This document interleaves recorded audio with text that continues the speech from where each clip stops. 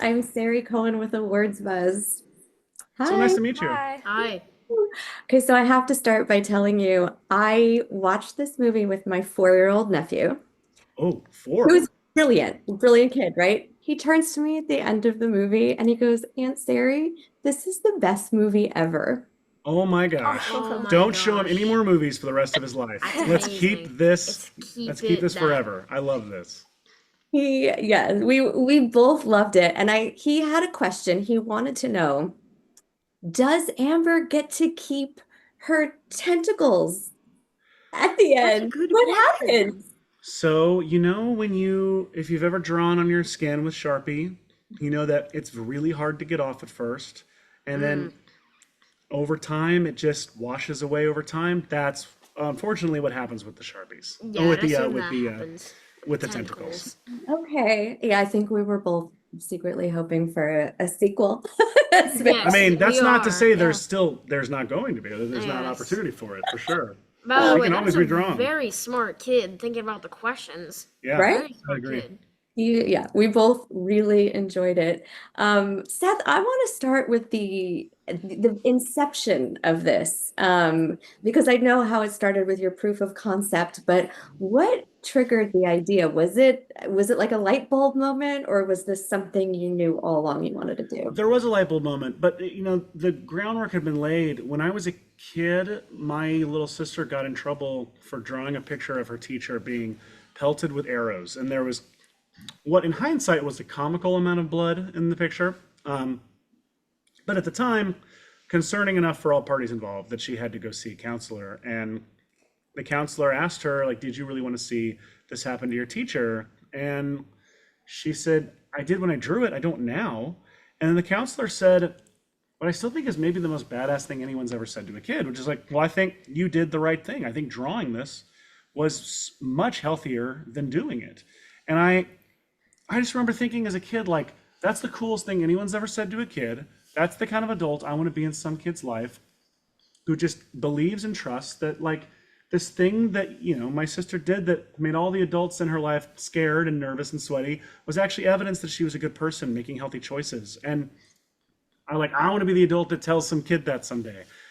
Well, one day, I'm an adult. My daughter, who was in kindergarten at the time, brings home these pictures that are just inventively violent, just an unprecedented amount of parent death and blood in these drawings. And I'm looking at these and I'm going, oh, you can believe two things at once. You can believe that art is the safest place for violence while also believing your daughter's a serial killer and it's somehow your fault. And that tension felt so funny to me and so immediately writable. And it felt like a Tony Hale role, to be completely honest. And that was the inception for the movie. Yeah.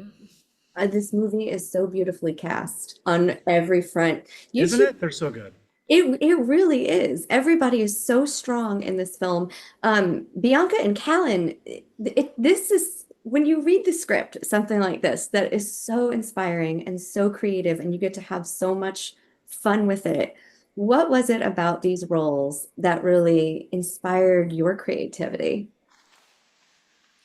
I think that Bowman at the time was really just a perfect role for me. He fit my personality and he fits a role that I really just wanted to play at that time. And I just love the role. It was really fun to play cuz it's what I'm great at, being comedic with that comedic relief and just cracking the funniest jokes ever. Just cracking jokes. Left Cracking and right. jokes. Um, for me, I think uh, we could all like learn a lot from Amber, and I think that's kind of what made me want to be part of it because she really does not care about what anybody else thinks, and I feel like I could still learn from that, and other people can too. Yeah. Yeah. It looked like so much fun to shoot.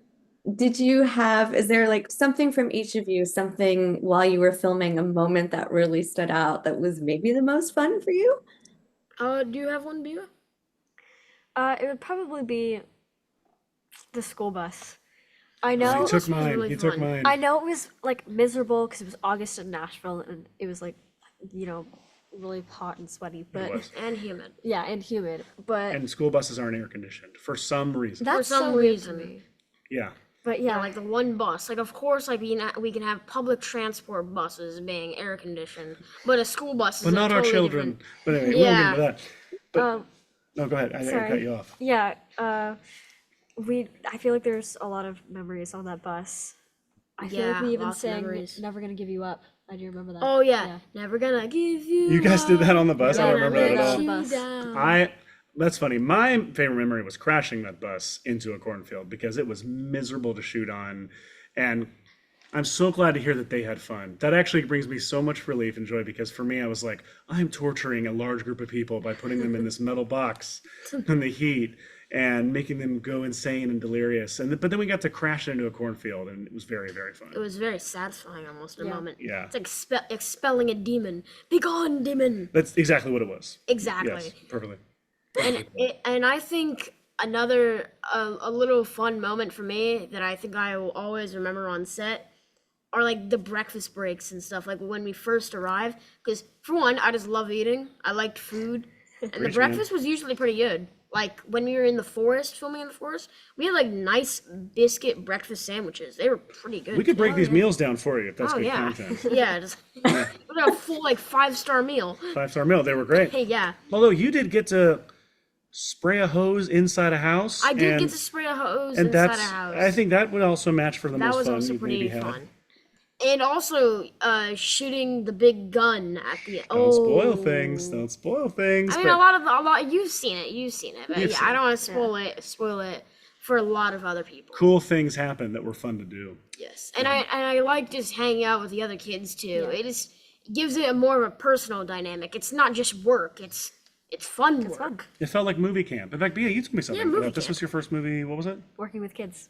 It was so funny. It's so funny hearing people like, "What was it like working with kids?" No one asked the kids that. And Bia was like, "This is my first movie working with other kids," and it was a blast. Everybody had like it was like summer camp. Such a great time.